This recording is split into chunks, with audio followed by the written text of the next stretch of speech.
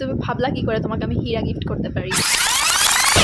Facebook থেকে টাকা পেয়ে আম্মুর জন্য কি গিফট কিনেছি তা আপনাদেরকে গত ভিডিওতে গেস করতে বলেছিলাম। হাই, আসসালামু আলাইকুম, আশা করছি সবাই ভালো আছেন। তো আমি টাকা তোলার পরই মনে হচ্ছিল এই যৎ সামান্য টাকা দিয়ে আসলে কি এমন গিফট করব যাতে করে আম্মুকে সেটা রেগুলার পরে থাকতে দেখতে পারবো। তখন আমি যে জিনিসগুলো নিয়ে ভাবছিলাম সেগুলো বানানোর জন্য আমি আসলে কোনো ডিজাইন সিলেক্ট করে আসিনি, প্লাস অনেকদিন সময়ও লাগতো। তারপর আমার মনে হলো যে এখন ইনস্ট্যান্ট কিছু একটা নিয়ে যাই, এজন্য আমি নোজপিনটা সিলেক্ট করি। এখানে আমাকে কদম ফুল, এক ফুল, সাত ফুল আরো কত কিছু দেখাচ্ছিল। আমার মনে হচ্ছিল নিবো আমি নাক ফুল, কিন্তু এত কিছু কেন দেখাচ্ছে।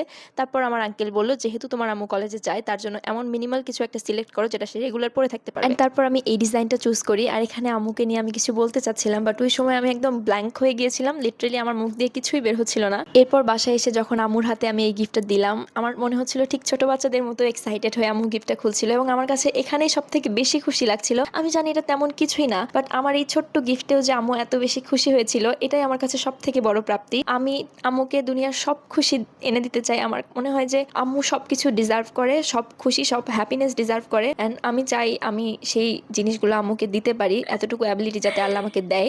হয়তো অনেকে বলবেন যে এইটাতে এত বেশি খুশি হওয়ার কি আছে, এটা তো কিছুই না তেমন। কিন্তু আমার মনে হয় আপনি যদি মন থেকে কারোর জন্য কিছু করেন, কাউকে কিছু দেন, আর এটা যদি তেমন বহুমূল্যবান কিছু নাও হয়ে থাকে, বাট আপনি যে ইফোর্টটা তাকে দিয়েছেন, এতে করে সে যদি খুশি হয়, তার চেহারায় হাসি ফুটে ওঠে, তখনই আপনার মনে হবে আপনার সমস্ত ইফোর্ট দেওয়াটা সার্থক হয়েছে। তো আমি কিছু দেবো, কিছু করবো, আর এতে ব্ল্যান্ডার হবে না তা তো হতেই পারে না। তো আমার আনা নাকফুলটা যখন আম্মুকে আমি পরাইতে নিচ্ছিলাম, তখন আম্মুর আগের নাকফুলটা আমি এত জোরে টান দিয়ে খুলেছি যে ওটা ভেঙেই গেছে। তখন আমি আম্মুকে বললাম, রাগ করলা? আজকে এই পর্যন্তই, ভালো থাকবেন, আল্লাহ হাফেজ।